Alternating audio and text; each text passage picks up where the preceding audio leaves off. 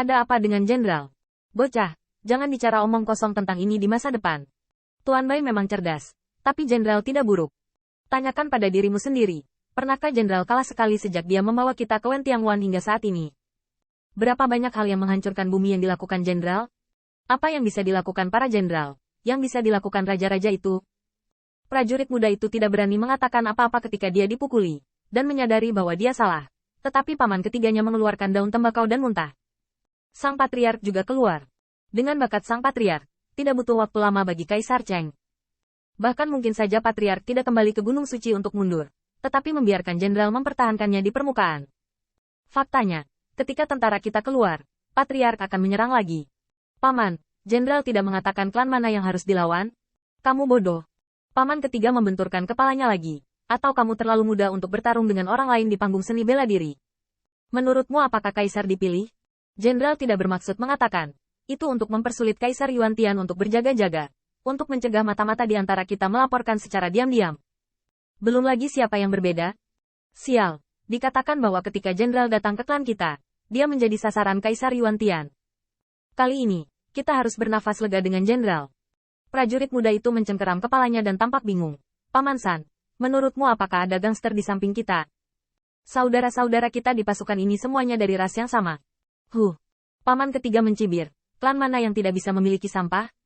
Jangan biarkan Lao Su menangkapmu, memperkosa pengkhianat, dan mati dengan satu pisau untuk memotong semua daging agar mati. Saya harus mengatakan bahwa posisi yang berbeda menyebabkan penyimpangan dalam hasil melihat berbagai hal. Ketika Qin Yichen tidak memberitahu jenis klan mana yang harus diserang, dia benar-benar tidak terlalu memikirkan pengkhianat internal. Untungnya, hasilnya bisa berkembang sesuai ekspektasi Qin Yichen. Apalagi, meski kekuatan para prajurit supernatural dan jenderal di bawah komandonya tidak sebaik dirinya, bukan berarti mereka bodoh dari diri mereka sendiri. Kekuatan adalah kekuatan, dan otak adalah otak. Selain informasi yang buruk yang dibatasi oleh status, para dewa dan tentara juga memiliki pendapat mereka sendiri, dan mereka sangat jelas tentang niat Qin Yichen dalam melakukan ini. Seiring waktu berlalu dari hari ke hari, keseluruhan kekuatan Wen Tiangwan dapat dikatakan meningkat terlihat dengan mata telanjang. Tentu saja, ini juga karena sejumlah besar sumber daya, yang diangkut dari semua sisi, yang membuat Qin Yichen merasa semakin emosional. Pertempuran antara kaisar adalah fondasinya.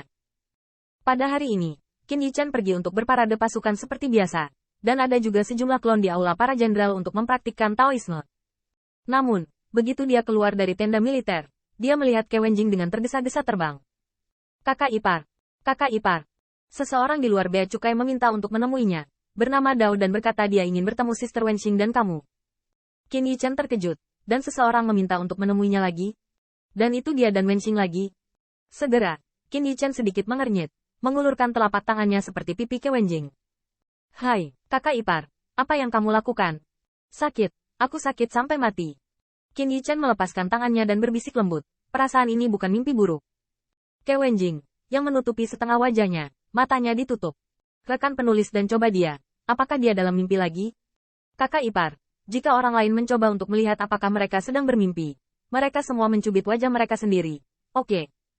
Tidak apa-apa, kulitmu sangat tebal, dan mimpi buruk tidak bisa mensimulasikan perasaan itu sekarang. Saya. Oke, mari kita bicara tentang bisnis. Siapa itu? Bukankah Wei Yang Tianweng lagi?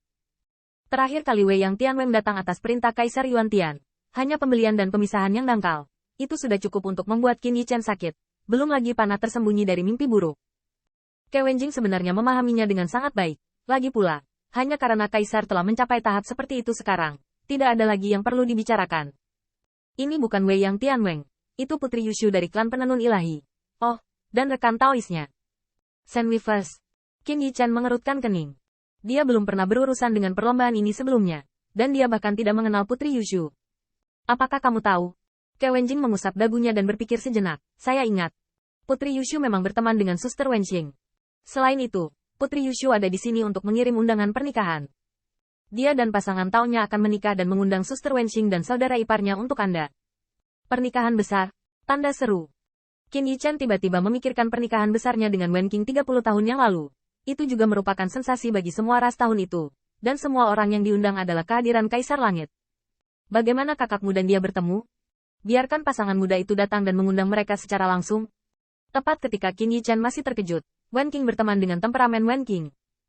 Selain itu, Ketika pihak lain datang untuk meminta Tiangwan mengundangnya, dia melihat bayangan dewa terbang di belakangnya. Kayu-kayu. Apa pendapatmu tentang aku? Lupakan saja. Kamu tidak bisa membedakan keindahan dan keburukannya. Yushu masih menunggu. Ikut aku. Dengan mengatakan itu, Putri Wenqing mengambil lengan Qin Yichen dan menarik yang terakhir dari Wen Tianpas.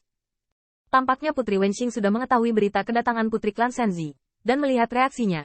Dia memang berteman dengan Putri Yushu. Tapi yang mengejutkan Qin Yichen saat ini adalah, kamu masih pakai riasan? Kamu masih pakai rok? Mendesis. Qin Yichen hanya merasa bahwa tangan giok yang memegang lengannya berubah menjadi cakar iblis, yang merupakan kesemutan, dan Putri Wenqing bahkan lebih malu. Kamu masih bisa melihat riasannya. Kamu masih tahu ini rok? Aku tidak perlu memikirkannya. Kamu, lupakan saja. Aku tidak punya waktu untuk merepotkanmu sekarang. Ngomong-ngomong, aku akan melihat Yushu nanti. Kamu harus lebih baik hati, jangan seperti kayu. Qin Yichen tidak bisa berkata-kata. Julukan, kayu, tidak disebarkan karena kamu. Dia dipegang oleh Putri Wenqing sepanjang jalan. Dan ketika dia pertama kali sampai di celah, dia melihat dua sosok menunggu di belakang pintu. Wenqing, apa yang kamu lakukan di sini? Aku akan dihentikan di luar jika kamu memberimu permen pernikahan. Di depan mata Qin Yichen adalah seorang wanita cantik dan bermartabat dengan alis yang indah. Melambai pada mereka dengan sedikit keluhan di antara teman-teman. Saya pikir ini adalah Putri Yushu. Dan lengan giok mantan juga menahan seorang pria. Itu adalah pendamping Tao Putri Yushu dan mempelai laki-laki yang akan menikah, bernama Xiang Longseng. Pahlawan heroik Xiang Long sangat memikat, dan jubah brokatnya cemerlang, terutama kulitnya yang sebening kristal, dengan sedikit kilau yang tertinggal, bahkan lebih luar biasa. Yang mengejutkan Qin Yichen adalah aura yang keluar dari tubuh Sein Xiang Long sebenarnya adalah jalan yang sempurna, alam seorang kaisar.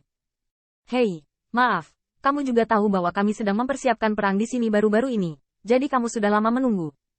Putri Wenqing berhutang bungkukan, dan keduanya seperti sahabat. Mereka berkumpul segera setelah mereka bertemu.